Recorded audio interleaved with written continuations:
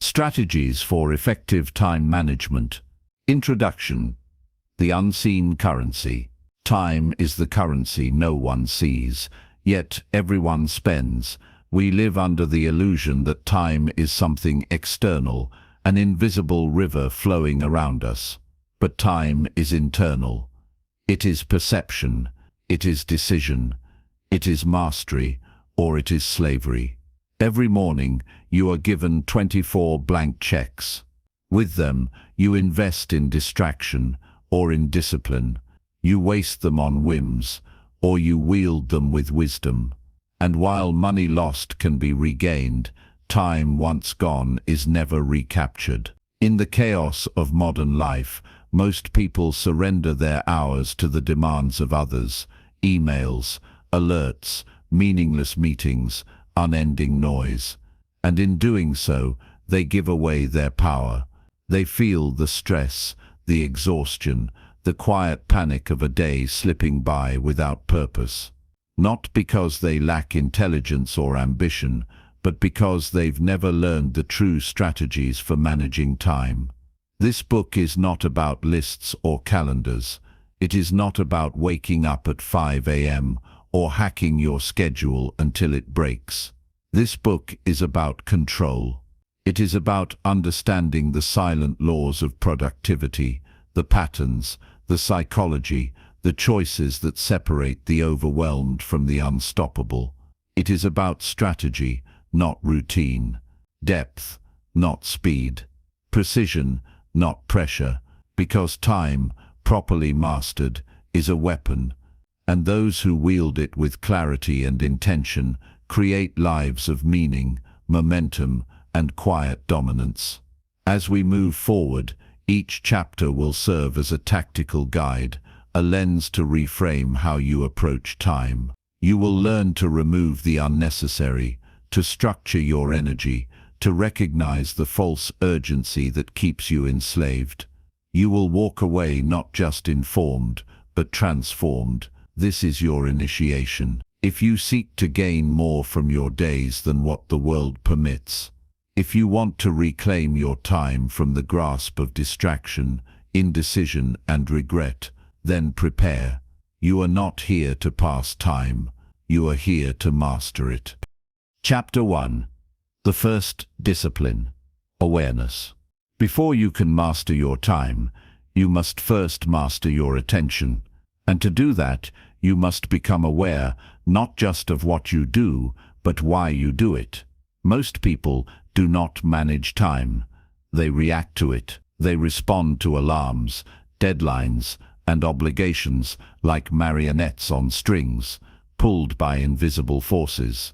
They check their phones without thought. They say yes without pause.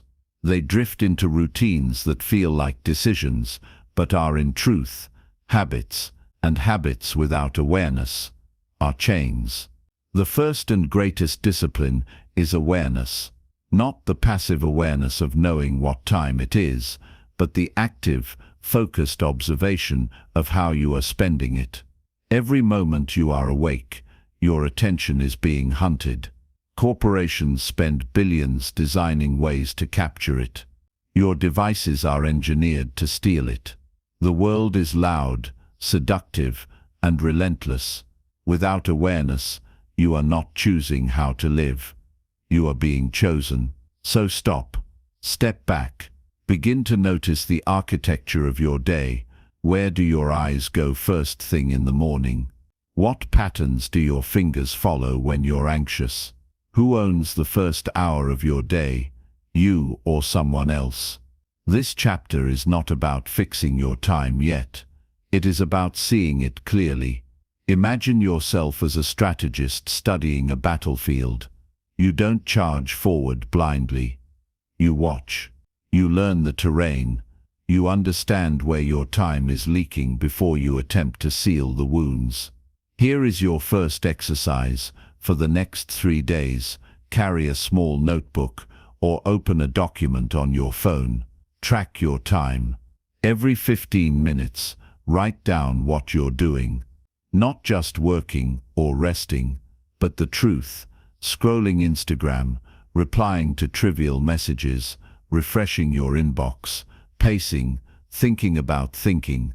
At first it will feel tedious, but soon it becomes revealing. You will notice that many of your choices are not choices. They are reactions. You will see that the day is not stolen in great, obvious chunks, but eroded in whispers, a minute here, a glance there, a diversion unnoticed. And in that noticing, you will gain power, because once you see clearly, you can choose deliberately. This is how masters of time begin, not with control but with clarity. They do not guess how they spend their days. They know. They examine their impulses, dissect their distractions, and illuminate their blind spots. Awareness becomes their armor. The goal is not to shame yourself. The goal is to collect data, to become a scientist of your own life, to look at your time without judgment, but with curiosity, because the moment you observe it, you begin to reclaim it. You will find patterns, you will uncover triggers, you will see how often you trade depth for dopamine. And in that revelation, change becomes inevitable.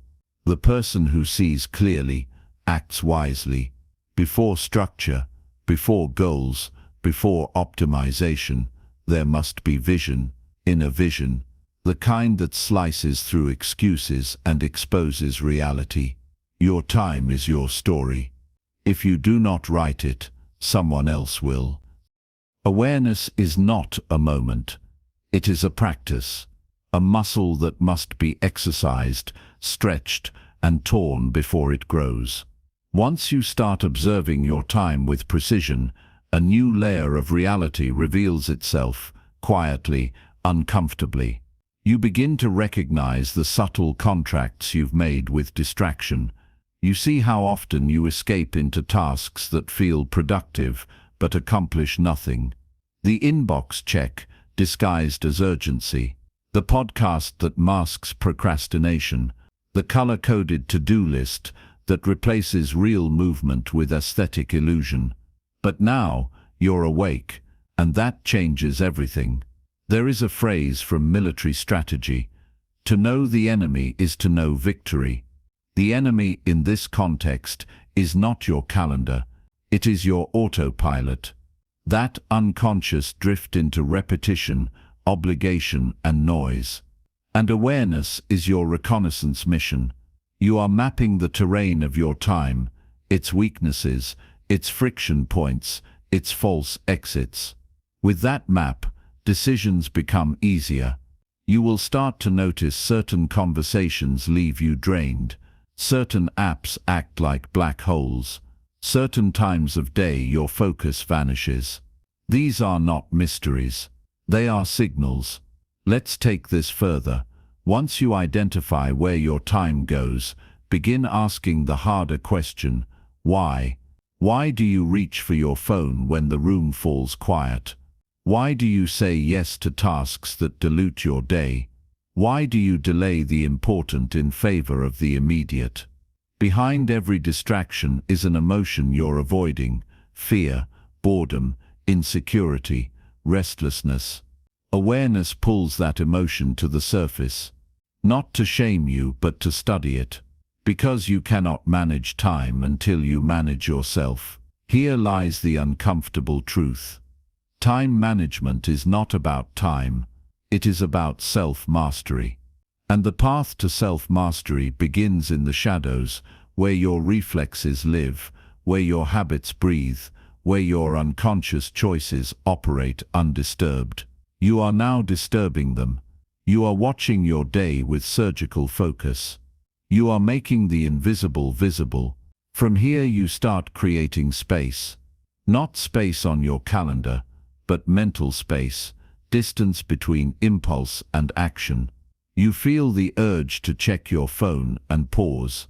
You notice the pull of another shallow task and choose depth instead. This is how control begins, not with a new tool but a new tension.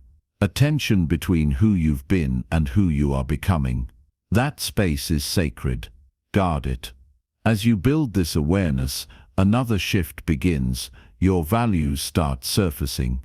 You notice what matters. You notice what doesn't. You begin making micro decisions that reflect a macro purpose. And that is the first true victory.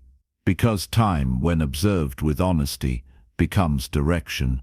You're not just spending it. You're investing it. Every minute now becomes an asset, a building block of your future, rather than a casualty of your past habits. Awareness opens the door. What comes next is movement. But before we move, take one more day. Watch, track, reflect. Look at your time like a strategist preparing for a campaign, not with emotion, but with focus. Because once you master awareness, everything else sharpens. Time begins to bend to the will of the conscious. Awareness, once awakened, is relentless. It doesn't retreat. It sharpens. It shows you not just how you live, but how you've tolerated living. You start to see how time has been slowly stolen, not by grand theft, but by quiet consent. You remember days lost to overcommitment, hours surrendered to meaningless scrolling, entire mornings drained by someone else's agenda. And for the first time, you don't just feel regret, you feel resolve. This is not guilt. Guilt is passive. This is recognition. And recognition is power. You begin to see how much of your time was never yours to begin with. It belonged to expectations, to other people's fires, to the endless pressure of performing, pleasing, pretending. But now, as awareness grows, a rebellion begins. You start to say no, not out of resistance, but out of alignment. You cancel the unnecessary. You delay the unimportant. You stop justifying your availability, because the person who is always available is never truly present. And presence is the foundation of mastery. Here's a deeper truth. Every decision about time is a declaration of identity. When you say, "I don't have time," what you're really saying is, it's not a priority. That's not just scheduling, that's self-definition. Awareness forces you to confront that definition. Who are you prioritizing? What do you protect?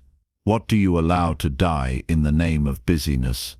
Most people guard their money more fiercely than their minutes. But wealth, real wealth, is found in time well used, not things well owned. The illusion of productivity is one of the most dangerous traps. Just because you're in motion doesn't mean you're progressing. Just because you're doing something doesn't mean you're doing something that matters. The master of time understands this. They distinguish between urgency and importance. They see how the world constantly demands response, and they learn the art of restraint. Awareness gives you this lens. It teaches you to pause before responding, to examine before engaging, to ask not what can I do right now, but what should I protect right now. With each layer of awareness, you reclaim another fragment of your life. You begin to notice that time is not lost in one big collapse. It is lost in the 1,000 unnoticed concessions we make each day. And yet, this realization is not a burden, it's liberation. Because if time can be lost by unconscious choice, it can be recovered by conscious command. You are not behind. You are not broken. You are simply untrained. But now the training has begun. You are studying your life. You are evaluating your energy. You are peeling back the distractions and listening, really listening to what your attention is telling you. Because attention is a mirror. It reflects what you value, even when you say otherwise. So keep watching, keep tracking, keep questioning. This first discipline, awareness, is not something you graduate from.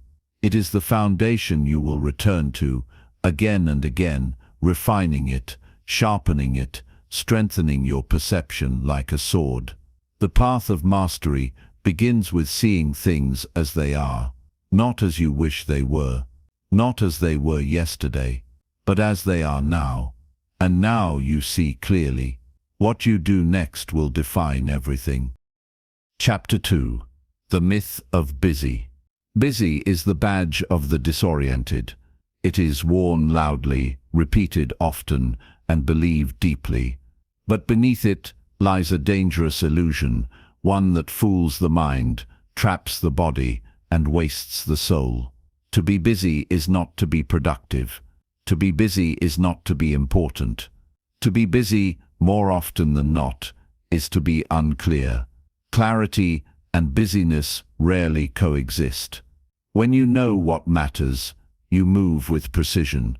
You act, not react. You cut away the unnecessary with discipline and intention. But when clarity is absent, chaos rushes in to fill the void, and chaos is always busy. Look around. You'll see it in the meetings that lead nowhere, the endless loops of messages that solve nothing, the people rushing to arrive only to forget why they came, the endless ticking of the clock while nothing meaningful is built. This is not work. It's movement without direction. It's motion without momentum. And here is the truth that most won't admit. Busyness is often a defense mechanism. It shields us from the discomfort of stillness. It allows us to avoid the terrifying question, what do I actually want to accomplish? Because answering that question forces commitment. It forces elimination. It demands saying no, not just to others, but to versions of yourself that are comfortable staying lost in the noise. The myth of busy seduces you with the feeling of progress, without the burden of purpose. But the master of time is never seduced. They recognize that the busiest person in the room is often the most unaligned. They seek not to fill time, but to refine it. They measure their effectiveness, not in hours worked, but in clarity achieved. They ask sharper questions. Is this the highest use of my time? Am I moving closer to what matters, or just staying in motion? What am I avoiding by staying busy? Because staying busy is easy. It creates the illusion that you're valuable, engaged, indispensable. But mastery isn't found in motion. It's found in intention. True power lies in choosing what not to do, in walking away from tasks that scream for your attention, but starve your purpose. In realizing that every yes to distraction is a no to mastery. This is the war you are now in, the war between clarity and chaos. Every time you say, I'm busy, pause. Ask yourself, busy with what? Busy for whom? Busy to what end?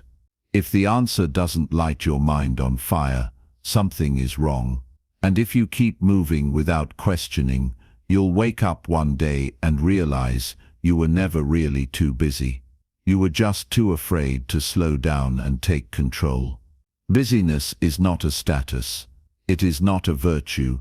It is a fog. And it is your job now to clear it.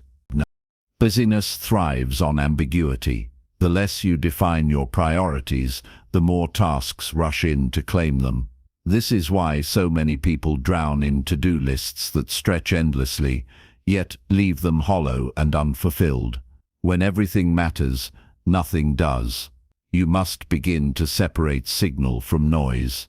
The majority of what demands your attention is designed to feel urgent, not to be important. Your inbox, your notifications, the sudden drop-ins and surprise requests, none of these are sacred. They are loud, not vital. And in the absence of clear standards, you will default to responding to whatever yells the loudest. But there is a different way, one that few choose, because it requires courage. The courage to be unavailable. The courage to be misunderstood. The courage to step off the hamster wheel and say, I do not equate being overwhelmed with being effective. You will be tempted often to fill the gaps in your day with something, anything, to avoid the discomfort of having space. But space is not the enemy. Space is where strategy breathes, where thought sharpens, where your future is sketched out in real, intentional strokes. Ask yourself this: when was the last time you felt genuinely satisfied by your busyness? Not exhausted, not proud of your endurance, but truly fulfilled. Most people never ask this question. They're too consumed by the next obligation, the next appearance, the next performance. They confuse stress with significance, and in doing so, they hand over their autonomy to a culture that feeds on compliance and speed. But you are not here to comply. You are here to take command. To do that, you must learn to let go of the identity you've built around being busy. It feels noble because we've been taught that sacrifice equals virtue. But if what you're sacrificing is focus, clarity, and joy, then the trade is poison dressed in gold. Stop glorifying exhaustion. Stop measuring your value by how much you can juggle at once. Stop confusing quantity of output with quality of life. Instead, start identifying the essential few, the actions, relationships, and decisions that truly move the needle. Then build walls around them. Fierce, intentional walls. Guard those hours like your life depends on it, because it does. The world will push against those walls. It will call you selfish, aloof, obsessive. Let it. Every visionary has been called those things before the results silenced the noise. And remember, the people who demand the most of your time are often the ones who value it the least. So, edit your commitments. Audit your calendar. Strip your days down to the bare essentials, then rebuild only what deserves to return. Busyness is not the sign of someone in demand. Busyness is the symptom of someone afraid to decide. And the moment you decide to focus, to cut, to simplify, you reclaim what busyness has stolen: your presence, your power, your path. There is a seduction in being constantly needed, a false prestige in being the one who is always on, always responding, always doing. It feels like importance, but more often than not, it is entrapment. Being indispensable in chaos is not the same as being impactful in clarity. If you're the person others always rely on to clean up the mess, to answer the midnight call, to patch every broken system, ask yourself why. Is it because you are the most capable, or because you've never built the boundaries to say no? Busyness can become an addiction, not to productivity, but to avoidance. It becomes a cloak that hides the truth, that stillness is uncomfortable, that reflection is confronting, that meaningful progress requires stepping away from the noise. So you must retrain your reflexes. You must teach yourself that saying no is not rejection, it's refinement. That rest is not laziness, it's leverage. That clarity is not a luxury, it's your lifeline. Every time you remove something unnecessary, you make space for something powerful. But be warned, once you step off the busy treadmill, the silence will test you. You'll feel the urge to fill it again, with distractions, with small tasks, with the comfort of constant movement. Resist, let the silence stretch, let the discomfort surface, because underneath that silence is focus. And underneath that focus is the life you were meant to build, not the one filled by default, but the one crafted by design. The people who master time are not those who do the most. They are the ones who remove the most. They curate their lives like an artist, carve stone, removing piece by piece, until only the essential remains. They aren't afraid to walk away from meetings, obligations, even opportunities that don't align with their deepest values. They don't check their calendars to see what they're allowed to do. They decide what matters and build a calendar to protect it. This is the transformation you are stepping into, from busy to clear, from frantic to focused, from default to deliberate, and it will change more than your schedule. It will change your presence, your energy, your confidence, because when you are no longer at the mercy of busyness, you become dangerous in the best way.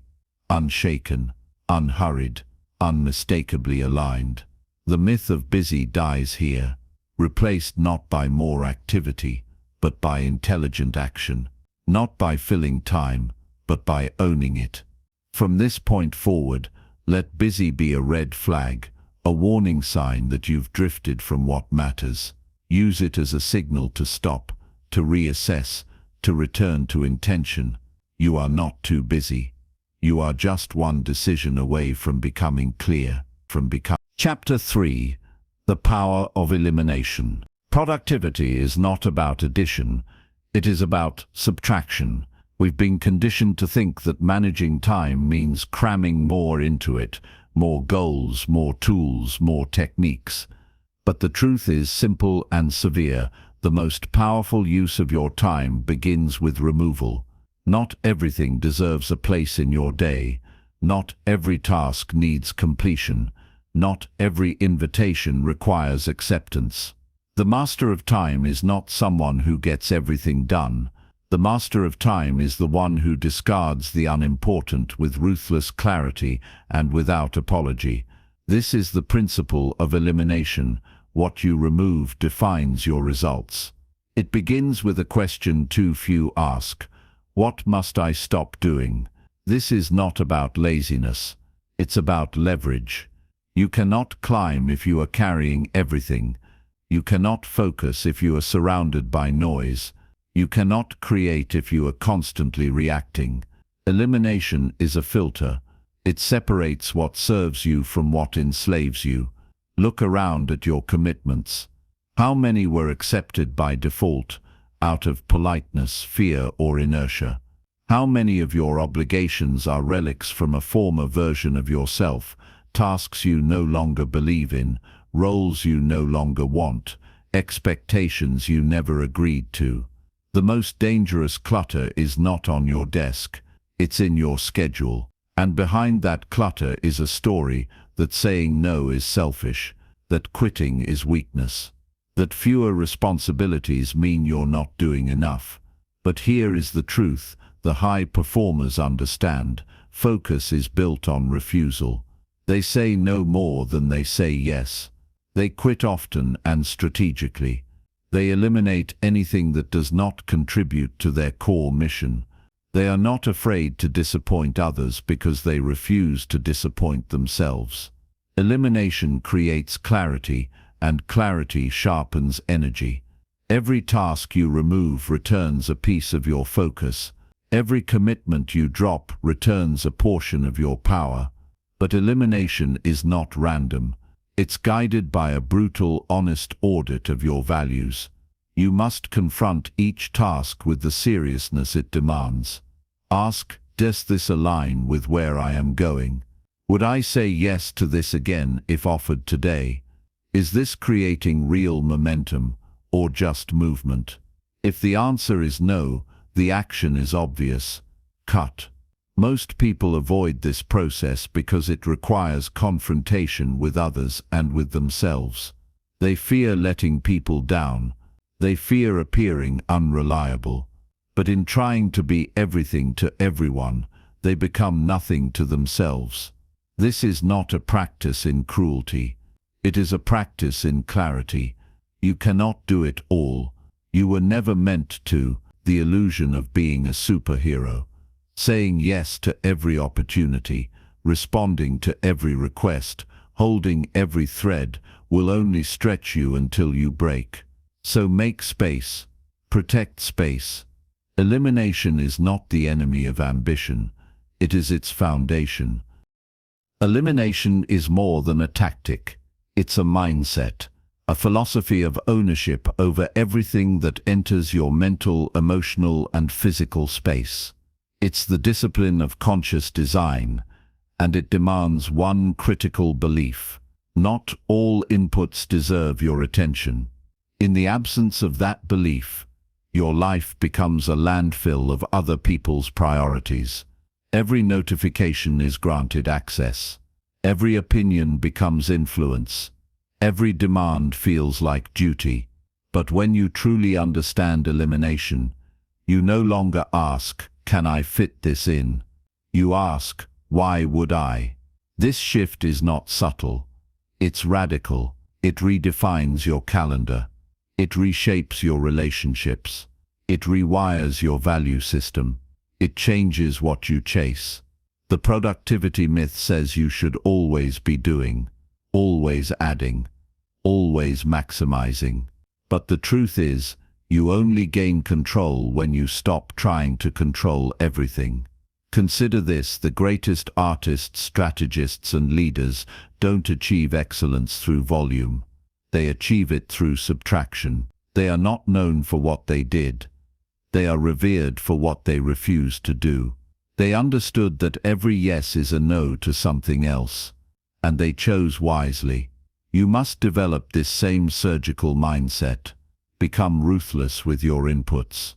Examine your environment. What are you consuming daily? Visually, mentally, emotionally? Who are you allowing into your headspace? What stories are you accepting as truth? Each one is a seed. It will grow into either clarity or confusion. Elimination is your scalpel. Use it to cut away the unnecessary beliefs, tasks, and assumptions you've inherited. Many of them were never yours to begin with. They came from parents, teachers, employers, culture. They sound like, "You must always be available. If you don't do it, no one will." Hard work is always noble, but noble doesn't mean necessary, and effort without direction is wasted devotion. So replace these inherited obligations with intentional choices. Let your actions become extensions of your purpose, not echoes of your programming. Practice saying no without justification, without guilt, without delay. Every no is a vote for your highest priorities. Every no clears the space for a more meaningful yes.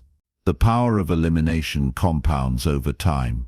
At first it feels like you're doing less, but in truth you're doing more of what matters. You're preserving your mental energy. You're focusing your momentum. You're building a foundation of strategic quiet around your most essential goals. You begin to feel lighter, sharper, more dangerous to anything that seeks to dilute you, because you are no longer bloated with unnecessary obligations. You are no longer carrying other people's expectations like a weight on your back. You are no longer proving your worth by how much you can hold. Now you are proving it by how clearly you can cut. This is how mastery is built, not just by what you choose, but by what you eliminate. To master time, you must first master subtraction, and to master subtraction, you must let go of the emotional baggage that keeps you entangled with the unnecessary, because elimination is not just practical, it's emotional. Letting go means confronting the fear of being forgotten, the anxiety of being less productive, the discomfort of saying no to something that once defined you. That fear is real, but it is not truth. Truth is found in stillness, the kind of stillness that follows the courageous act of cutting a project that no longer serves you, cutting a commitment made under pressure, not purpose, cutting a version of yourself that felt necessary to survive but is no longer needed to grow. And with every cut, space returns: mental space, emotional space, creative space. The kind of space that allows deep work, meaningful thought, and strategic movement to re-enter your life.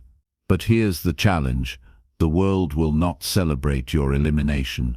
It won't throw you a parade for saying no. It won't reward you for simplifying. In fact, it might criticize you, call you selfish, aloof, detached. Let it, because their chaos is not your responsibility. You are not here to please everyone. You are here to protect the integrity of your time. Consider the words of the Stoics. If you wish to improve, be content to be thought foolish and stupid. In other words, when you begin to eliminate, people will misunderstand. And that's okay. Your clarity is not their business. Elimination is not subtraction for the sake of emptiness. It is subtraction for the sake of precision. You are not making space to do nothing. You are making space to do only what matters.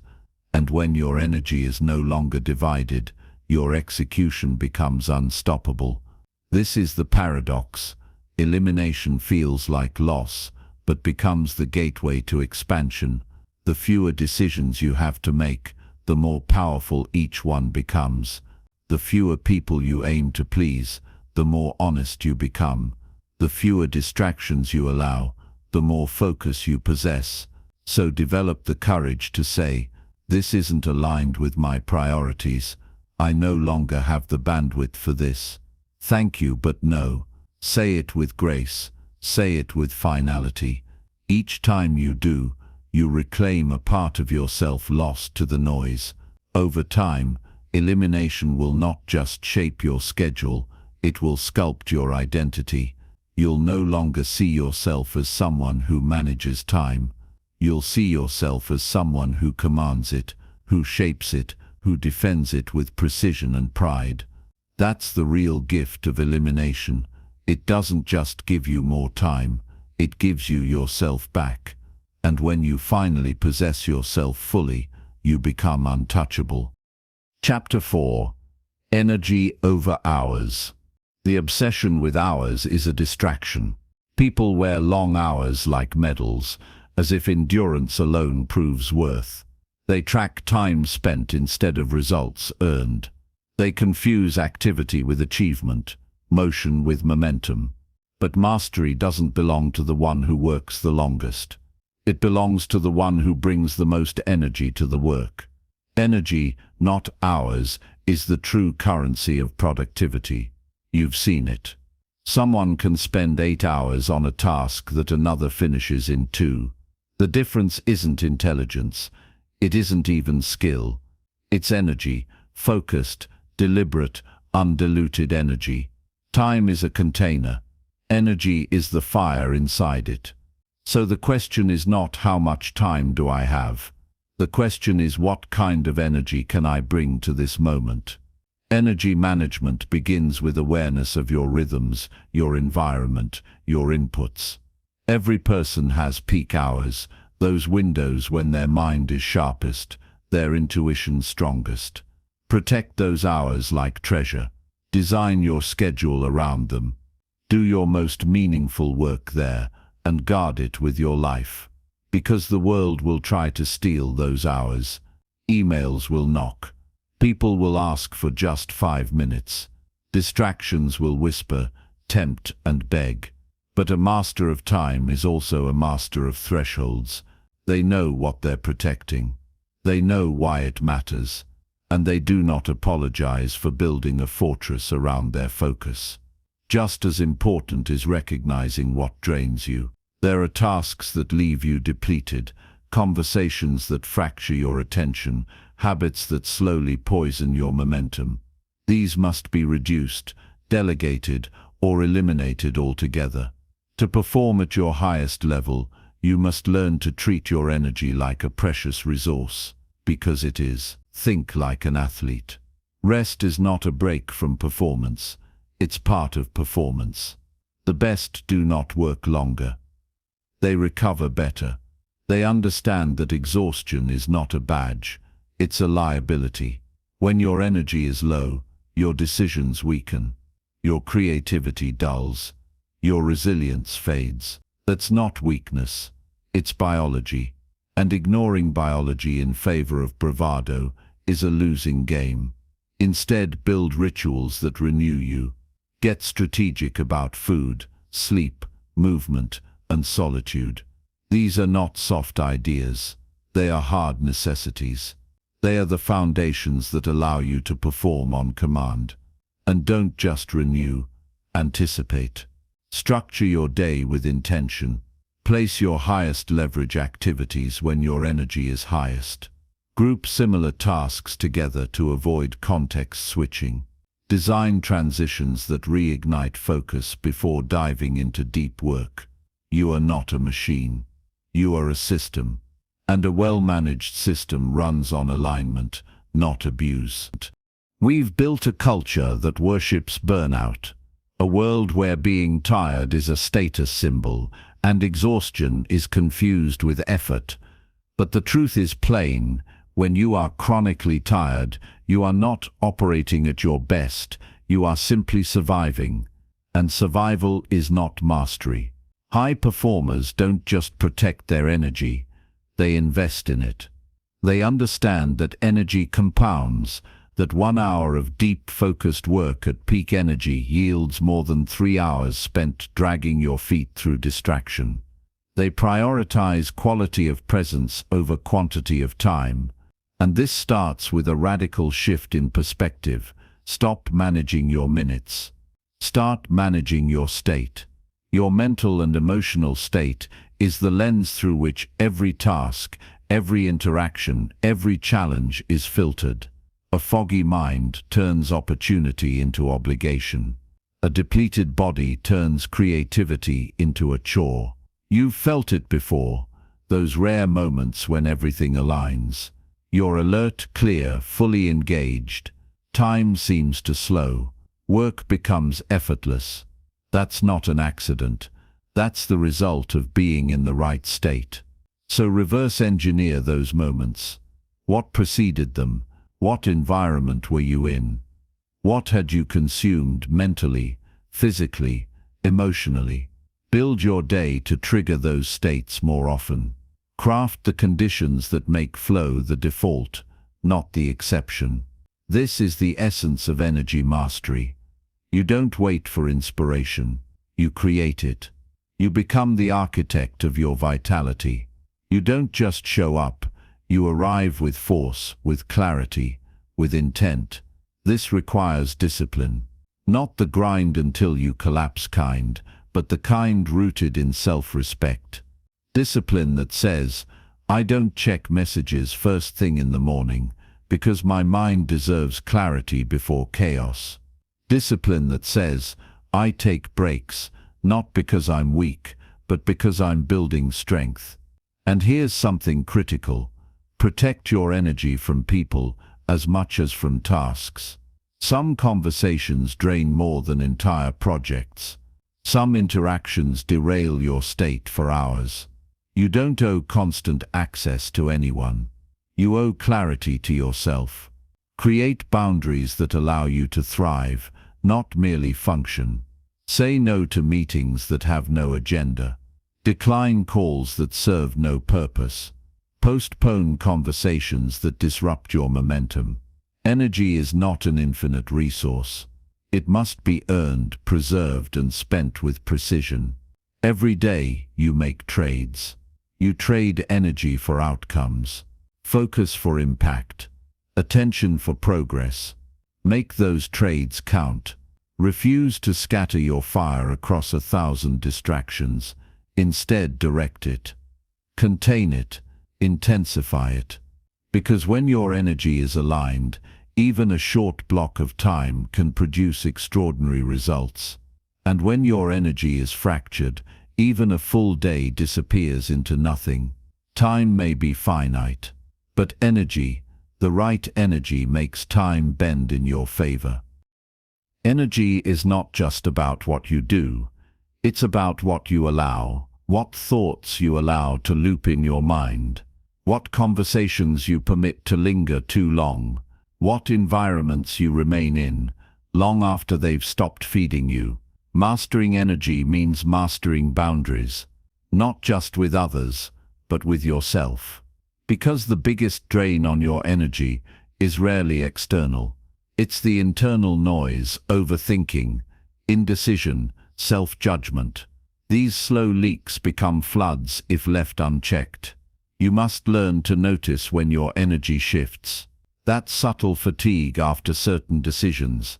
That weight in your chest after a vague commitment.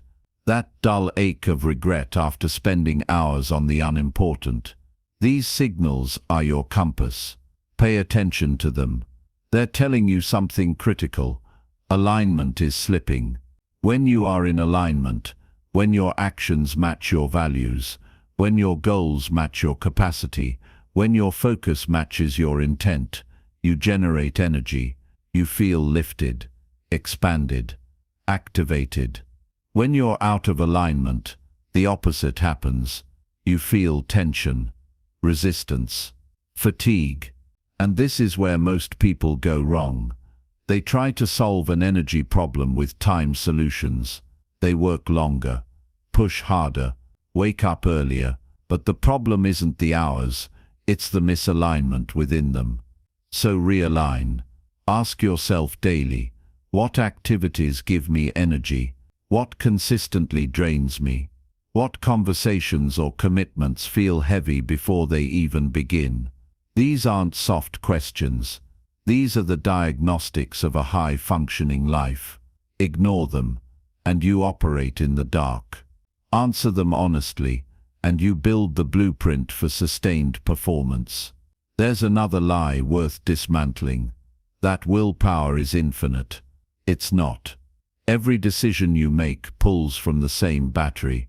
Every distraction, every detour, every interruption chips away at your ability to choose wisely. That's why the most effective people simplify. They build routines that reduce friction. They batch decisions. They design their lives to conserve willpower, so it's available when it matters most. And it will matter most when the work becomes heavy, when the temptation to procrastinate rises, when others' chaos threatens to invade your calm. That's when your preparation shows. Energy is not magic. It is not mystical. It is the compound result of choices, patterns, and environments, stacked deliberately, refined continually. You don't stumble into high energy. You architect it. You eliminate what dulls you. You double down on what ignites you. You guard your mental landscape like a fortress, allowing in only what serves your purpose. Because in the end, mastery isn't about managing time. It's about commanding the force you bring into it. Hours are neutral. Energy is power, and the one who controls their energy, not just how much they have but how they use it, controls their results. Chapter 5. Focus is a weapon. Focus is not a trait. It is a weapon. And like any weapon, it must be sharpened, protected, and aimed with intention. In a world engineered for distraction, your ability to focus is your greatest advantage. It's what separates the creators from the consumers, the builders from the busy, the fulfilled from the fractured.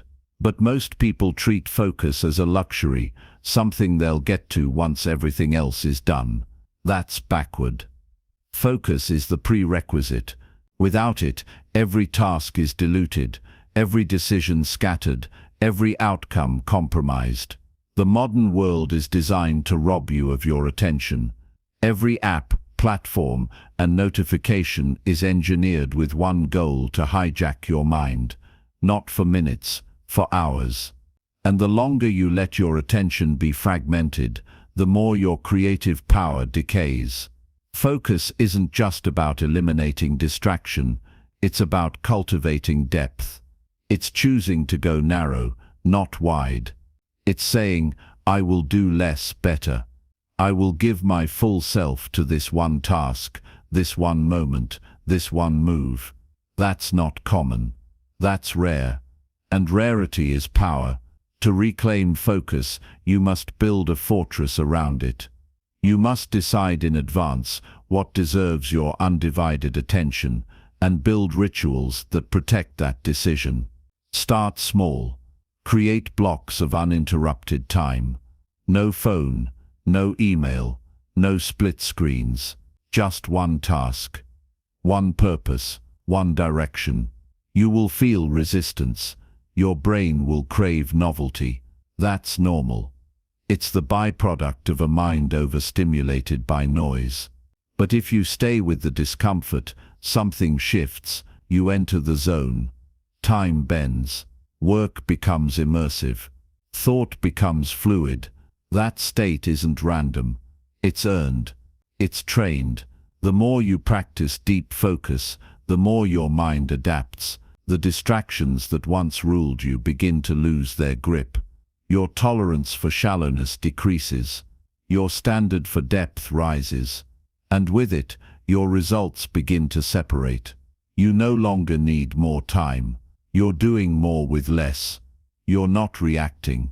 You're designing. And design is where power lives. Because when you can control your attention, you can control your life. Not in theory, in practice. Your projects get completed. Your ideas mature. Your confidence grows.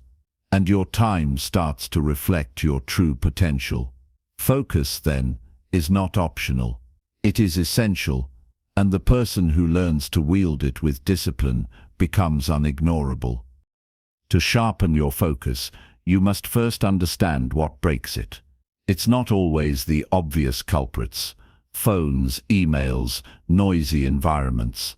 Often, it's subtler forces, internal clutter, unresolved decisions, vague priorities. You sit down to work, but your mind is still holding a dozen open loops. You try to concentrate, but the background noise isn't external. It's your own unmade choices echoing back at you. This is why clarity must precede focus. You can't focus on what you haven't defined. If your goals are blurry, your efforts will be scattered. If your priorities are vague, your actions will feel hollow. Focus thrives in the presence of purpose. It sharpens when you know exactly what you're aiming for and why it matters. So clarify. Before you begin anything, ask, what outcome am I aiming for? Why does it matter right now? What's the very next action to move it forward? When your brain has direction, it stops drifting. When it understands purpose, it aligns naturally. Still, clarity alone isn't enough. You must create conditions for focus. Focus does not survive in chaos. It requires intention. Structure your day to respect your attention. Create a start ritual, a consistent trigger that signals to your brain, it's time to go deep. It could be a specific place, a piece of music, a glass of water placed beside your keyboard. The content doesn't matter. The consistency does. And just as important as the beginning is the barrier to interruption. Treat your focus time like sacred ground. Put your phone in another room. Turn off notifications. Inform others, if needed, that you are unreachable. Let the world know, this is the hour I protect. Yes, people may resist. The world will try to pull you back into its urgency. But you must remember, urgency is rarely aligned with importance. The people who demand your attention are often not the people who depend on your best work. And your best work can only emerge from uninterrupted depth. This is where mastery lives. Not in the sprint between distractions, but in the long, undisturbed trenches of sustained thought. This is where ideas are refined, strategies are born, problems are truly solved. Focus turns time into a multiplier. 5 deeply focused minutes can produce more insight than an hour of multitasking. One uninterrupted session can move a project forward more than a full day of scattered effort. But only if you choose it, and choosing it means rejecting the world's default mode reaction. You are not here to react. You are here to create.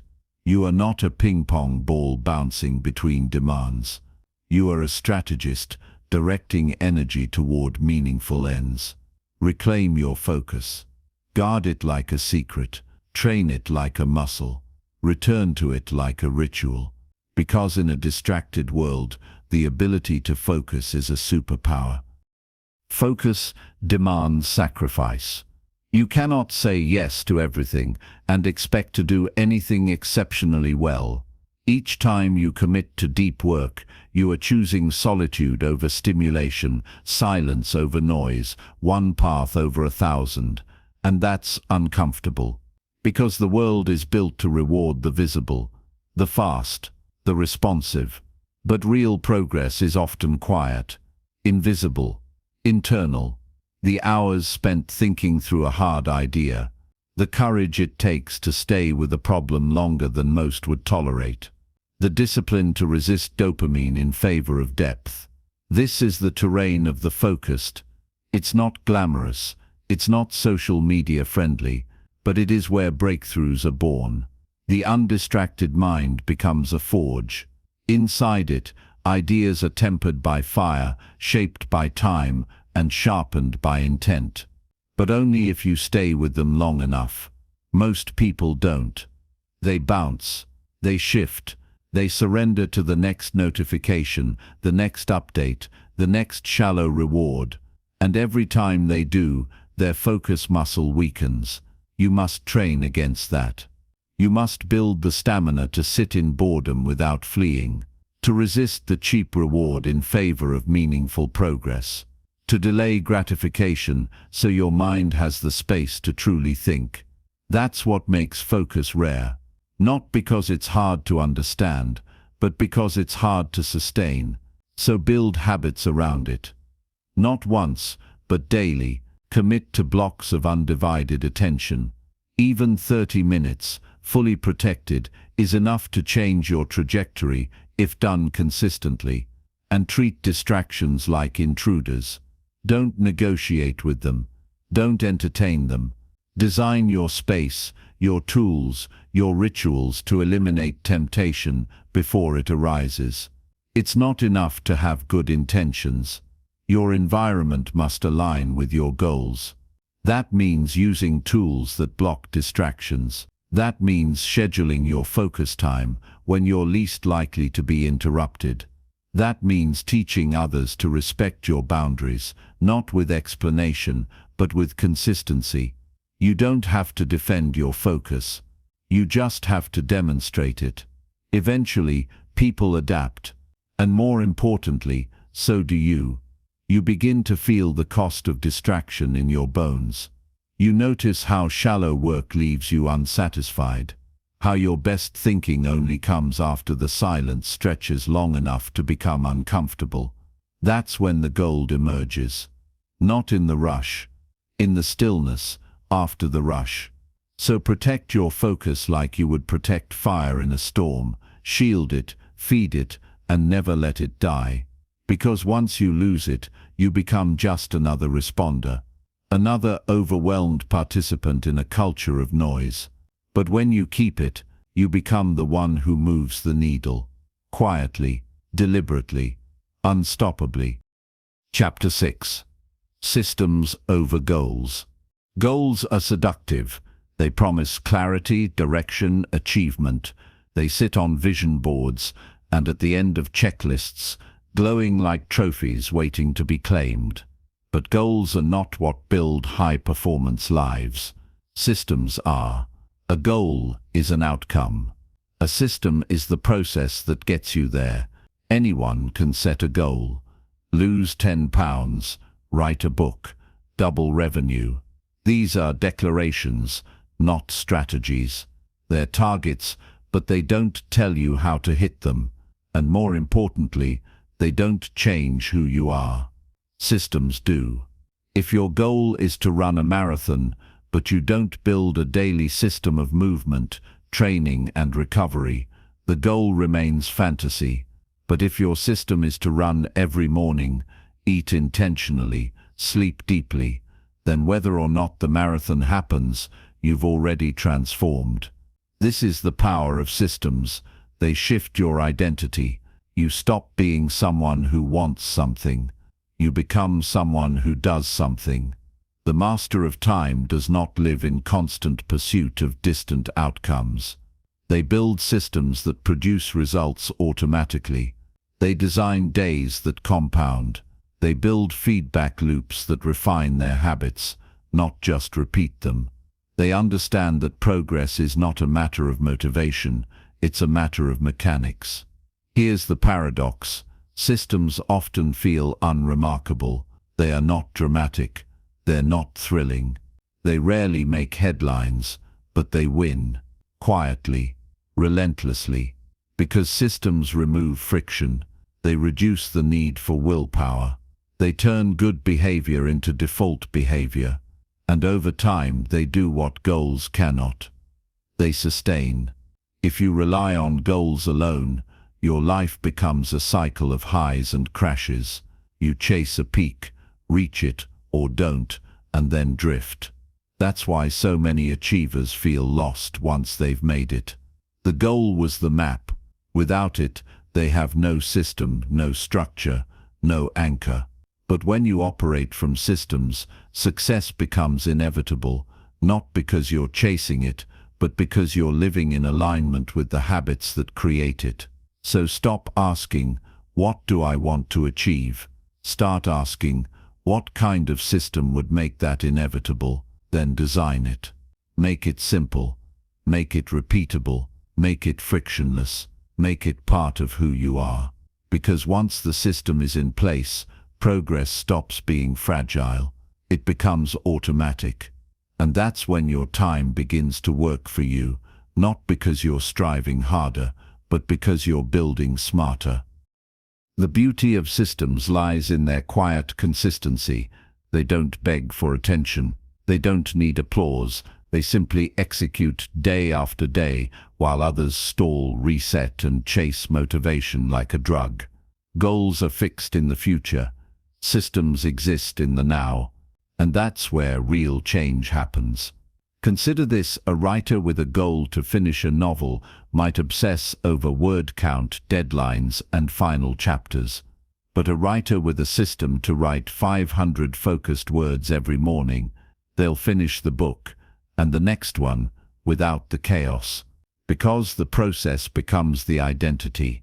Systems create rhythm. Rhythm creates reliability. And reliability compounds. That's the secret behind mastery. It isn't grand, it's methodical. Yet many avoid systems because they crave variety. They confuse consistency with boredom. But systems aren't about monotony. They're about structure. A well-designed system doesn't kill creativity. It protects it. By handling the predictable, it frees your mind for the unpredictable. It gives your energy a home, your actions a pattern, your progress a backbone. Think of it like architecture. Your system is the foundation. Your goals are the decorations. Without a strong foundation, the entire structure wobbles with the slightest stress. But with a solid system in place, you can build higher, push further, withstand storms. So what makes a system strong? Simplicity, predictability, adaptability. A good system doesn't depend on your best day. It works on your average day. It doesn't ask you to be perfect. It asks you to be consistent. That means designing routines around your energy, not around trends. It means batching similar tasks to avoid context switching. It means removing decisions so action becomes automatic. It means tracking only what matters and letting go of metrics that look good but mean nothing. Systems aren't sexy, but neither is stagnation. They're not inspiring in the moment, but they're transformational in the long run. And the truth is, if you don't build a system, you will default into someone else's. You'll be pulled into reactive work, urgent demands, and endless busy work, not because you're weak, but because you're unstructured. Structure sets you free. It gives you a home for your ambition, a channel for your focus, a map for your time. So take your biggest goal. Now ask, what would a system look like that made achieving this almost automatic? Then build that system. Test it, refine it, and most importantly, commit to it. Because once you do, goals stop being hopes. They start becoming byproducts. Systems are honest. They don't care how badly you want something. They don't respond to declarations or resolutions. They reflect what you actually do, consistently, quietly, repeatedly. That's their power and their unforgiving truth. If you build a system rooted in avoidance, distraction, or overwhelm, it will produce exactly that. But if you build a system rooted in clarity, alignment, and momentum, it will carry you farther than discipline alone ever could. Because systems don't rely on how you feel. They protect you from your moods. They save you from your impulses. They carry you forward when your energy dips and your enthusiasm wavers. They are the scaffolding that keeps your structure standing even when the storm hits. But most people never commit to systems. They chase highs. They rely on bursts of motivation and wonder why they keep returning to the same starting line. They forget that excellence isn't a decision, it's a process. Here's the irony: systems make life easier, but only after you commit to the hard part, designing and sticking to them long enough for momentum to kick in. That's the turning point. At first, the system feels like friction, new habits, new schedules, a break from your comfortable chaos. But then something shifts. What once felt like effort becomes default. What once required reminders becomes ritual. What once drained you begins to energize you. And now you're not forcing progress. You're becoming the kind of person who produces it without even trying. This shift from forcing to flowing is where transformation becomes permanent. You stop needing constant inspiration. You stop starting over. You stop living in the false loop of trying harder, burning out, and trying again. Because the system carries you, and if that system is aligned with your values, with your energy, with your vision, then every day becomes progress, even the slow ones. So build a system you can live inside, one that reflects the future you're creating, not the habits of your past, one that makes the right choice easier, not harder. Let that system speak louder than your motivation. Let it carry you through the dips. Let it shape your identity until the outcome is no longer a matter of luck or will, but inevitability. Because when your life runs on powerful systems, success is not a question of if, it's a question of when. Chapter 7. The Discipline of Saying No. Saying no is a skill, and like any skill, it must be practiced, sharpened, and defended. Most people think they struggle with time, but what they truly struggle with is boundaries. The inability to say no is the silent thief of time, energy, and clarity. It disguises itself as politeness, as ambition, as opportunity. But underneath, it is erosion. Every yes is a contract, a commitment of your future energy. And if you don't guard that commitment with intention, you'll find yourself overbooked, overwhelmed, and underwhelmed by your own results.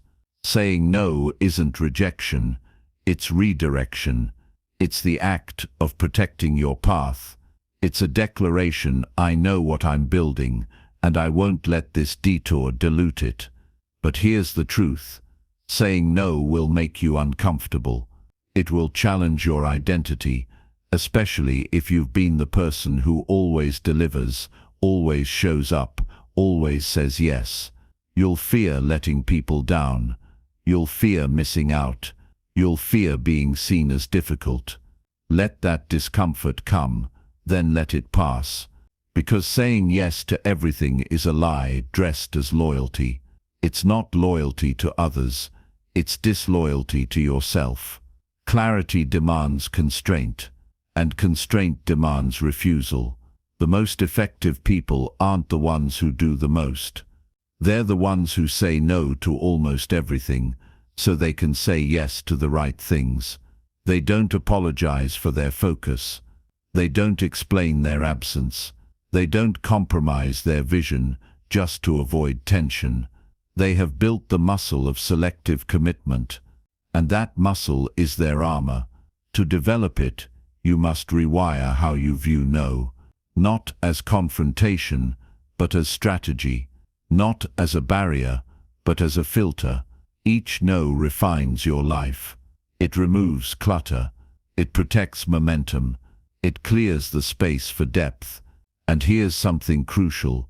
You don't owe explanations. A simple direct no is enough. I'm not available for that.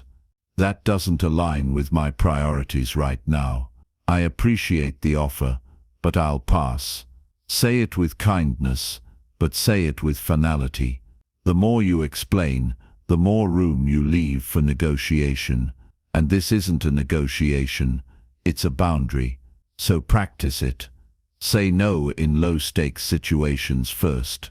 Build the reflex. Make it part of your identity. Because when you become someone who guards their time with intention, people respect it, even if they don't understand it. You don't need everyone to understand. You need to protect what matters most.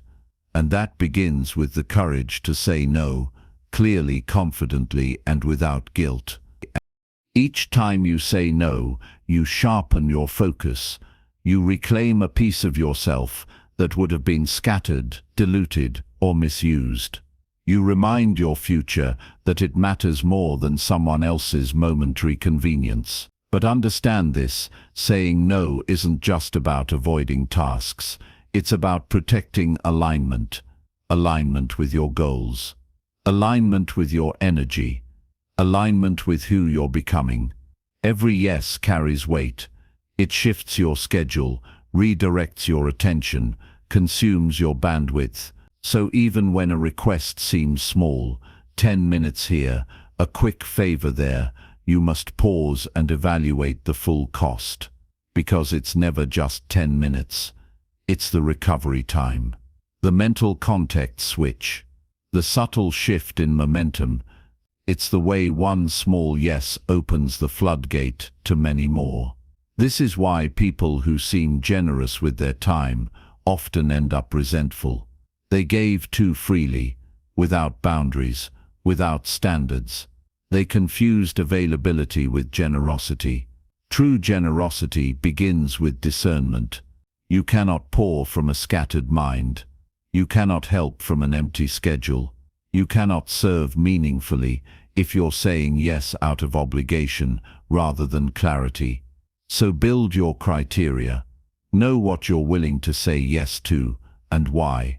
Define your red lines. Decide in advance what gets an automatic no. Then when the requests come, and they will, you respond from intention, not pressure. And when someone pushes, remember their urgency is not your emergency. Their expectations are not your assignment. Their reaction is not your responsibility. You are not rude for saying no. You are responsible. And responsibility, in its highest form, means stewarding your time like a precious resource, because it is. Consider the greats, not just the productive, but the impactful. They are not constantly reachable. They are not always in motion. They are selective, deliberate, unavailable by default. Why? Because they understand the cost of dilution. They don't spend their energy proving their worth. They spend it preserving their power. You must do the same, and yes, it will require uncomfortable conversations. You will disappoint some people. You will walk away from things that once felt essential. But every time you do, you strengthen your core. You teach others how to treat your time. More importantly, you teach yourself what truly deserves it. Because at the end of the day, your calendar is your character in motion.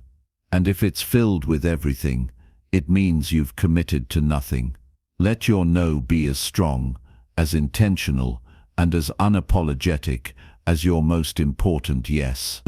Saying no is a form of self-respect. It's not about arrogance or isolation. It's about knowing your capacity, understanding your mission, and honoring both. The more precise you become with your no, the more powerful your yes becomes. And this is key. You cannot protect your yes until you master your no. Every time you default to yes out of fear, fear of judgment, fear of missing out, fear of tension, you dilute your intention. You scatter your focus. You plant seeds of resentment that bloom quietly over time. But when you say no with integrity, something shifts. Your clarity deepens. Your confidence grows. You move from being a responder to being a designer of your life. That's the transformation. Because at its core, no is not just a word, it's a design tool. It carves space. It sculpts time. It chisels away what doesn't fit, so what remains is only what truly belongs. The person who says no with ease is not cold.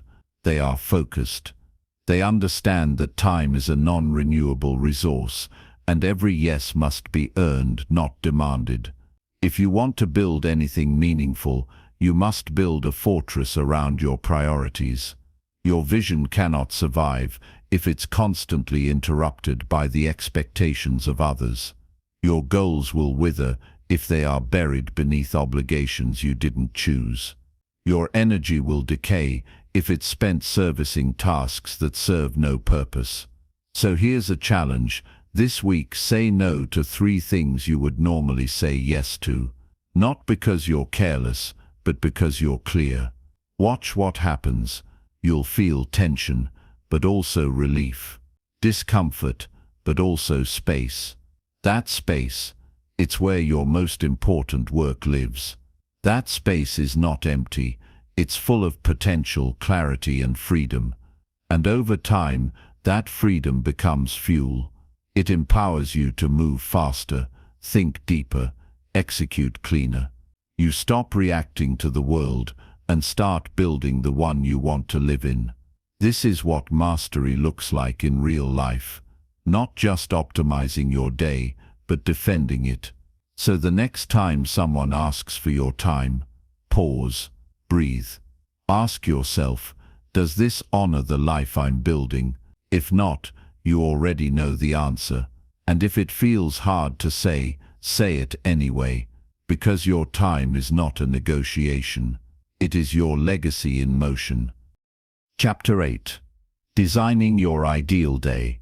Most people drift through their day, reacting to whatever shows up. Emails arrive, they respond. Meetings appear, they attend. Notifications ping, they check. Time becomes something that happens to them rather than something they control. But the master of time does not drift. They design. Your ideal day is not a fantasy. It's a blueprint, and building it starts with one critical mindset shift. You are the architect of your time. That means every hour is a choice. Every commitment is a declaration. Every repeated action is a vote for the kind of life you're constructing. So the question is simple. If you could live one day on repeat, one day that over time would shape your best self, what would that day look like? Start there. Strip away the distractions. Silence the outside demands. Imagine a day that aligns perfectly with your energy, your values, your mission. Not a perfect day. A designed day. One that blends structure with flexibility, intention with flow, results with renewal. The key isn't to cram in more, it's to align your hours with your purpose. Begin with your energy peaks. When are you most alert? When does your mind feel strongest? That's when your most meaningful work should happen. Your deep focus, your strategic thinking, your creative execution. These hours are sacred. Block them, guard them, schedule around them. Next, identify your troughs, those hours where energy dips, distractions creep in, attention fractures. Don't fight these moments. Design for them, use them for recovery, admin tasks, movement or reflection. Now create your anchors, start of day and end of day rituals. These bookend your performance. They create rhythm. They mark transitions. They signal to your brain, we are in command. Morning rituals are not about complexity. They're about clarity. A few minutes of planning, silence, movement or learning, whatever grounds you. Evening rituals are about release. Review the day. Close the loops. Disconnect. Make sleep a priority, not an afterthought.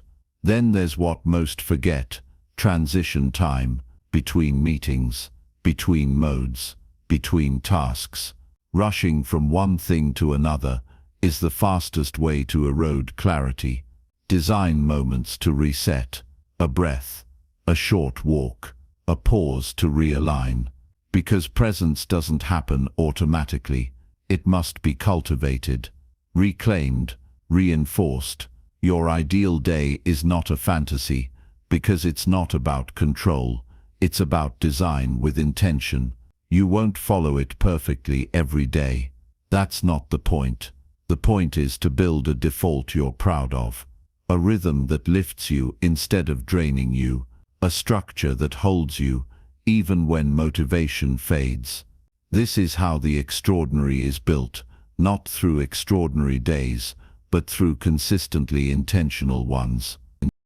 Designing your ideal day means rejecting the myth of balance and embracing the truth of alignment. Balance implies equal distribution, perfect symmetry between work, rest, relationships, and ambition. But life doesn't work that way. Some days are heavier, some seasons are intense, and trying to make everything equal only creates more pressure. Alignment, however, creates peace. When your actions match your priorities, even a busy day feels fulfilling. When your hours reflect your deepest values, even the hard days make sense. This is what you're designing. Not a life of ease, but a life of intention. So look at your current day with brutal honesty. How much of it reflects who you want to become? How much of it is designed, and how much is inherited? How many of your routines are deliberate, and how many are defaults? Your answers will reveal your future, because the future is hidden inside your present patterns. Changing your life does not require massive disruption. It requires consistent redesign. A few key shifts repeated daily reshape everything. Start small. You don't need to overhaul your life overnight. You need 1 hour of depth, one boundary protected, one habit reinforced, until it becomes part of your identity. That's how you reclaim the day. By defining the non-negotiables. The 3 or 4 core actions that, if executed daily, would make the day a success regardless of what else happens. Maybe it's 90 minutes of focused work. Maybe it's 30 minutes of physical movement. Maybe it's one deep conversation with someone you care about. Maybe it's a silent review of the day before sleep. The point isn't to fill your schedule. The point is to fill it with meaning. From there you refine. Observe how your energy responds. Where are you most distracted? What pulls you off track? Where does time slip through unnoticed? Use these insights to adjust, not with judgment, but with curiosity. Designing your ideal day is not a one-time act. It's a living system, a constant feedback loop of testing, learning, and improving. Over time, it becomes your rhythm. And rhythm is what makes excellence feel effortless. You won't need to think about what matters. You'll live it.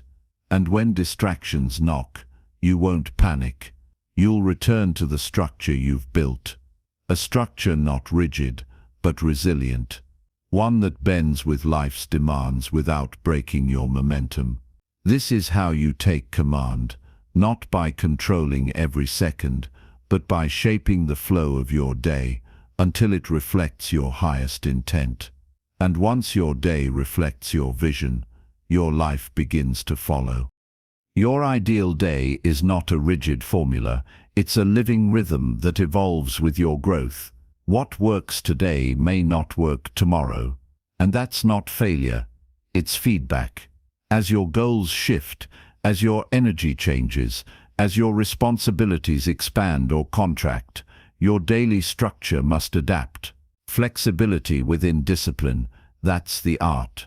What matters is that you don't leave your day to chance, because the cost of an unintentional day is rarely seen immediately. It's revealed over time, in missed opportunities, fragmented focus, and the slow erosion of purpose. One rushed morning becomes a rushed week. One unguarded afternoon becomes a habit of distraction. Soon, the shape of your life begins to resemble everyone else's demands more than your own design. That's why this chapter matters, because the day is the smallest unit of transformation, and once you learn to shape it, you no longer wait for permission to live intentionally. You begin to shape outcomes, not react to them. Here's what an ideal day doesn't need. It doesn't need to start at 5 a.m. It doesn't need to be packed from edge to edge. It doesn't need to match a guru's prescription. Here's what it does need: a clear beginning, where intention is set, protected blocks of undisturbed focus, time to recover, reflect and reconnect, boundaries that separate what's urgent from what's essential, a clear end where the mind is allowed to rest. These components aren't luxuries, they're foundations. Without them you drift. With them you build, and over time, those seemingly small design choices compound. They give birth to results you couldn't chase into existence. They create the internal structure that makes external impact possible. Most people live as if time is something they manage. But the wise understand, time must be shaped. It is clay in your hands. If you do not shape it, it will harden into something you never intended. Something others molded for you. Something that looks like effort, but feels like emptiness. So shape it, even imperfectly, even clumsily at first. Design the day that makes you proud, not just when you finish it, but while you live it. Because the person who owns their day begins to own their direction, and the one who owns their direction doesn't need to chase time, they make it serve. Chapter 9. Momentum over perfection. Perfection is paralysis. It wears the mask of high standards, but underneath is fear of judgment, of failure, of not being enough. Perfection tells you to wait until everything is ready, everything is clear, everything is guaranteed. And while you wait, your momentum dies. But time doesn't wait. Neither does opportunity.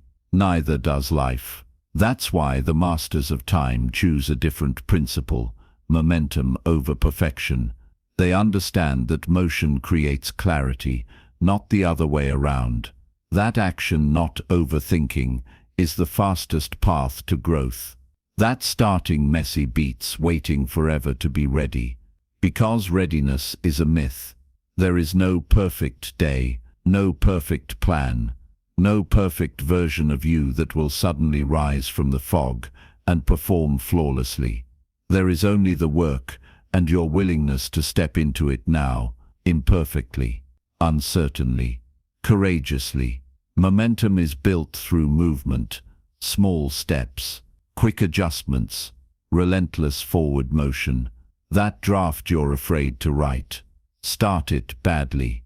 That conversation you've been avoiding, begin it awkwardly. That routine you've failed to perfect, do it anyway, imperfectly and consistently. Because the person who moves, even slowly, is always ahead of the one who waits. And here's the paradox: momentum, once in motion, refines everything. It sharpens your process. It reveals what matters. It exposes what doesn't work, and opens the door to better strategies. But none of that is available from the sidelines.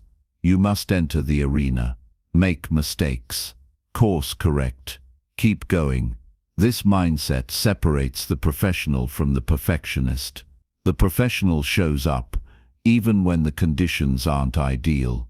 The perfectionist polishes plans in private, never risking exposure. One builds results, the other builds regret. So choose progress, choose movement, choose friction over fantasy. Set goals you can reach today, not because they're small, but because they unlock the next move. Momentum compounds. It builds confidence. It silences the inner critic, not by arguing, but by proving through action that you are capable. And once you feel that momentum click in, when the actions stack, the habits solidify, the results appear, you'll realize perfection was never the point. The point was progress, and progress lives in motion. Momentum is more powerful than intensity. A single burst of effort feels good, but fades fast. A streak of daily effort, however small, becomes unstoppable. That's because momentum doesn't care how impressive your actions look. It cares that you showed up. Every single day. Perfection waits for the stars to align. Momentum builds in the rain, the chaos, the noise. It embraces the real world, the world with distractions, imperfections, and resistance, and moves anyway. This is the key difference. Perfection delays. Momentum decides. One hesitates. The other initiates. And the more you move, the more you learn about yourself, about your work, about what matters, and what's just decoration. The person who prioritizes momentum doesn't fear iteration. They understand that the first version will be wrong. That version too will still be incomplete. That excellence is born from cycles, not from standstills. They fail forward. They adapt quickly. They know that speed does not mean recklessness. It means readiness to evolve. Here's what momentum looks like in real life. Hitting publish even when the work feels unfinished. Showing up to train, even when your body resists. Writing the first sentence, even when you don't know the ending. Taking the meeting, making the ask, submitting the pitch, even when the fear says wait. Because waiting feeds doubt. Action starves it. And the irony, as momentum builds, your work does get better, sharper, more aligned, more impactful. But not because you waited for perfection, because you earned your progress through motion. This is what separates the amateur from the pro. The amateur wants it to feel right before starting. The pro knows it won't feel right, but starts anyway. The amateur is obsessed with outcome. The pro focuses on reps. The amateur wants certainty. The pro moves with courage despite uncertainty. If you want to master your time, stop trying to master every detail before you move. Build the habit of action, the discipline of beginning. Create systems that favor momentum, short deadlines, frequent reviews, consistent delivery. Reduce friction, eliminate excuses, reward execution, and don't confuse momentum with speed. You don't have to move fast, you just have to move forward. Even the smallest step counts, because each step builds trust, not with others, with yourself. And that self-trust is the engine of long-term performance. It tells you, I may not know exactly where this leads, but I trust myself to figure it out along the way. That's momentum. That's power. Momentum is your insurance against inertia, because the moment you stop moving, resistance grows roots. One skipped task becomes two. One delayed start becomes a habit of hesitation, and before long, you're back at zero, not because you failed, but because you paused too long. That's the real danger. Not failure, but stagnation. Perfection will always tempt you to stop, to wait, to tweak just a bit more. Momentum pulls you forward. It tells you that movement is mastery, even when it's messy, even when it's flawed, even when it feels small. You don't need huge wins to keep going. You need forward motion. One decision, one action, one completed loop. That's the mindset of a builder, a finisher, a strategist of their own time. You begin to design your days around traction, not aesthetics, around what builds momentum, not what looks good on paper. You focus on stacking actions that move the needle, instead of polishing plans that never launch. And here's where the shift becomes visible. People will notice, not because you're louder, but because you're consistent. Not because you're perfect, but because you're producing. While others are trapped in cycles of overthinking, you're iterating. While others are fine-tuning their brand, you're solving real problems. While others are waiting for alignment, you're creating results that draw alignment to you. Momentum becomes your magnet. It draws clarity. It attracts collaboration. It builds confidence, not overnight, but undeniably. And it's addictive. The more you act, the easier it becomes to act again. The more you move, the less you fear friction. You begin to crave motion, not for the sake of busyness, but for the satisfaction of direction. But here's the part most overlook. Momentum doesn't require hustle. It requires consistency with purpose. 5 focused minutes matter more than an hour of scattered effort. 1 real move matters more than 10 theoretical ones. Don't wait for the perfect window. Don't wait for motivation to hit. Don't wait for life to be calm. Start where you are, with what you have, and take the next useful step. Useful, not glamorous. Actionable, not impressive. Sustainable, not explosive. That's how momentum compounds, quietly, consistently, with the humility to begin before you feel ready, and the grit to keep going after others would have stopped. In the end, the people who build extraordinary things are rarely the most polished. They're the ones who learn to move anyway. Chapter 10. Owning the clock. You do not find time. You take it. This is the final truth, the thread that ties every principle together. Time is not something you manage like a spreadsheet. It is not a passive river you drift along. It is territory, and it must be claimed. Owning the clock means stepping into full responsibility for how your minutes are spent, not just in theory, but in practice. It means no more stories about not enough hours. No more blaming urgency, circumstances, or overwhelm. Because when you own the clock, you stop living at the mercy of it. Time becomes your servant, not your master. This shift doesn't happen with better planning alone. It happens with identity. You become someone who decides, who allocates, who defends, who chooses how and where energy is spent. Owning the clock begins with one powerful question: what will I no longer allow time to be stolen by? Because time theft is everywhere.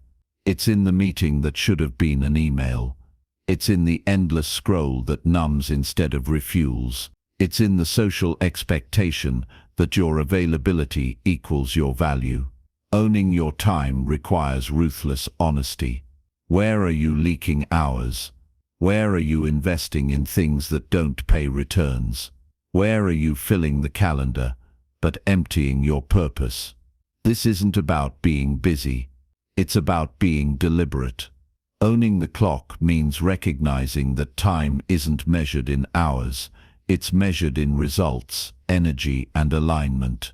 You could spend 12 hours flailing or 2 hours building. The clock records the same passage, but your life, it remembers the difference. So build systems that reflect your power, not your pressure. Cut obligations that don't move your mission. Create default routines that protect your prime hours. And perhaps most critically, stop waiting for the right time to begin. The right time is a myth. You own the clock when you realize this moment, right now, is the only time you control. And in this moment, you can choose to act or delay, to lead or drift, to execute or excuse. The clock ticks either way, but once you own it, every tick becomes intentional. Owning the clock is not about doing more, it's about doing what matters on your terms, It's about designing your life with the awareness that every second has weight. Every minute you give is a transaction. And just like money, time spent thoughtlessly will vanish without return. You must become a conscious spender of your hours. You must ask again and again, does this move me forward or just keep me busy? When you own the clock, you no longer wait for permission to protect your time. You don't ask if it's okay to say no. You don't explain why you need space to think, focus, or rest. You decide. You protect. You act. This discipline doesn't require perfection. It requires presence. It's not about controlling every block of your calendar. It's about knowing what each block is for. It's about moving through your day with clarity, not rushing, not reacting, but leading, with confidence, with authority, with full awareness of where your time is going and why. And when things go off course, as they always will, you don't spiral. You realign. You course correct. Because you've trained yourself to notice the drift and return to intention. Owning your time also means owning your transitions. Most time is lost, not in the doing, but in the switching, the hesitation between tasks, the anxiety before decisions, the mental lag between one mode of thinking and the next. This is where the best performers separate themselves. They move with rhythm. They build rituals between work and rest, creation and recovery, interaction and solitude. They create mental compartments, structures that hold their focus in place and release it cleanly when the task is complete. This isn't rigidity. It's clarity in motion. And within that clarity is power, the kind that doesn't get flustered by the noise of the world, the kind that doesn't overcommit, overreact, or overcompensate. Because the person who owns the clock knows this, being calm is a competitive advantage. While others sprint in circles, you move with precision. While others fill their time, you carve yours with purpose. Owning your time is not a luxury. It is your responsibility. It is how you turn your life from reaction to creation, from noise to strategy, from regret to rhythm. And when you begin to live this way, when your minutes match your values, your schedule reflects your priorities, and your time becomes an expression of your highest self, you're not just managing time anymore, you're mastering it. To truly own the clock, you must rise above the illusion that more time equals more freedom. Freedom isn't found in endless hours, it's found in how you use them. The people who live with the most clarity aren't those with wide-open schedules. They're the ones who've decided what matters and have built their time around it with precision. Because freedom without structure becomes chaos. Structure without purpose becomes prison. But structure guided by clarity, that becomes liberation. When you own the clock, every hour serves you, not because you've filled it, but because you've designed it. You begin to move through your day like a sculptor moves through stone, not trying to add more, but trying to reveal the essential. You chip away distractions. You strip back obligations. You remove anything that doesn't align. This is how leaders operate. They don't run faster. They move cleaner. They don't do more. They do the right things.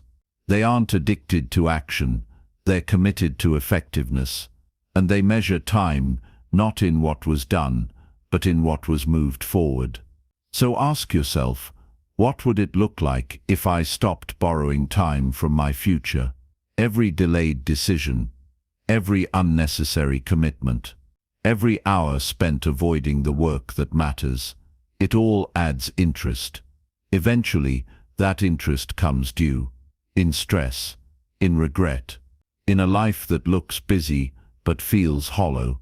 You don't need more hours, you need more honesty about where your time goes, about who and what receives it, about the real cost of delay, distraction and dilution.